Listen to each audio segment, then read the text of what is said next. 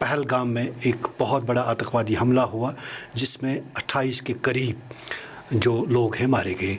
तो क्या कहना चाहेंगे इस पर? बड़ी दुख भरी घटना है। मैं तो दुखी हूँ क्योंकि मैं 3 दिन पहले यहाँ पर पहुँचा था। आते ही सबसे पहले हम लोग अनंतनाग गए, उस हॉस्पिटल में गए जहाँ पर वो लोग हॉस्पिटलाइज थे।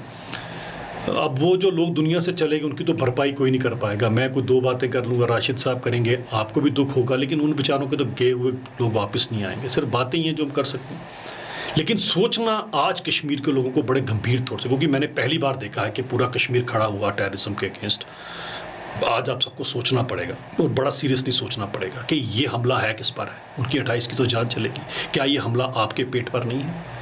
क्या ये हमला आपके बच्चों पर नहीं है? क्या आपकी बहन, आपकी बेटी पे हमला नहीं है? क्या आने वाले टाइम पे हमारी रोजी रोटी का क्या होगा? हम तो टूरिज्म पे डिपेंडेंट थे और हम लोग तो जाने ही अपनी मेहमान नवाजी के लिए जाते थे। मेरे मेहमान का किसी ने कत्ल कर दिया, मेरे मेहमान का किसी ने खून बहा दिया। इससे बड़ा पाप क्या हो सकता है? और हम किस धरती पे हैं? इस कश्मीर को आप कोई ऐसी धरती मत समझिए, बहुत बड़ी धरती है। शेखुल आलम, अगर आप याद होगा, जिन्हें नंद ऋषि कहा जाता था, एक किस्सा पता नहीं कितने लोग जानते हैं कि जब वो बुजुर्ग थे, जब जा रहे थे अपनी छड़ी पकड़कर, तो कुछ बच्चियां वो छुरी के साथ ज़मीन से कुछ निकाल रही थी। तो उन्होंने उन बच्चियों को कहा कि ये जो तुम ज़मीन में छुरी मार रही हो उसमें कई कीड़े कट रहे हैं, तो तुम्हें पाप लगेगा इसका। बच्चियाँ बड़ी तेज़ थी, हमारी बच्चियाँ तो वैसे बड़ी दिमाग से बड़ी होशियार हैं। उन्होंने कहा, तो बाबा जी जो आपने हाथ में छड़ी पकड़ रखी, जब जब छड़ी आप नीचे मारते हो उसके नीचे का कुछ नहीं आता। तो बड़े हैरान हुए, कहते ये तो बच्चियाँ भी मेरी गुरु हैं। उन्होंने वो छड़ी तोड़ दी। यानी कि एक कीड़ा मारने पर भी उस नंद ऋषि ने, शेखुल आलम ने कहा कि ये पाप है। आज 28 लोगों का यहाँ पर कत्ल हो गया।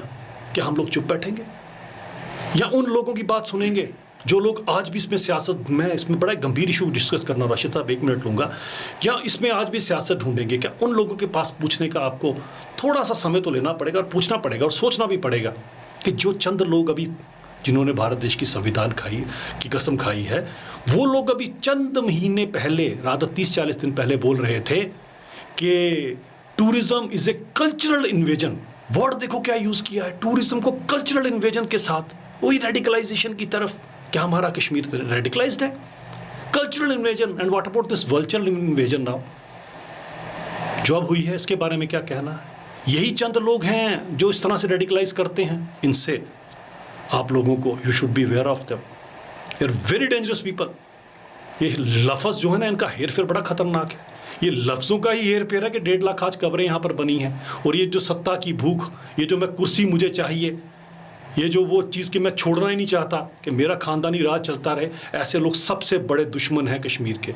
तो मैं आगाह करना चाहता हूँ कश्मीरियों को कि ज़रा ज़रूर सोचिएगा कि ये जो स्टेटमेंट थी कल्चरल इन्वेजन और टूरिस्ट के कारण, आज जब टूरिस्ट यहाँ से चले जाएंगे तो क्या, जिस इंसान ने पूरा साल उम्मीद लगाई होती है ये टूरिस्ट आएगा, मैं अपनी बहन की शादी कराऊंगा पैसे कमाकर, मैं बच्ची की शादी कराऊंगा, मैं अपनी बूढ़ी माँ का इलाज कराऊंगा, मेरे बच्चे ने पढ़ने जाना उसके लिए 4 पैसे इकट्ठे होंगे। वो शिकारा वाला, वो बेचारा जो वहाँ रेडी लगा के सब्जियाँ बेचता है, वो पोनी वाला, वो जिसने बेचारे ने बंदूक पकड़ ली थी, उसका भी आपको पता है, आदिल का दम चाहिए किसी टेररिस्ट के हाथ से बंदूक पकड़ना। वो तो सेफ था, उसे तो किसी ने कुछ नहीं कहना था, क्यों पकड़ा?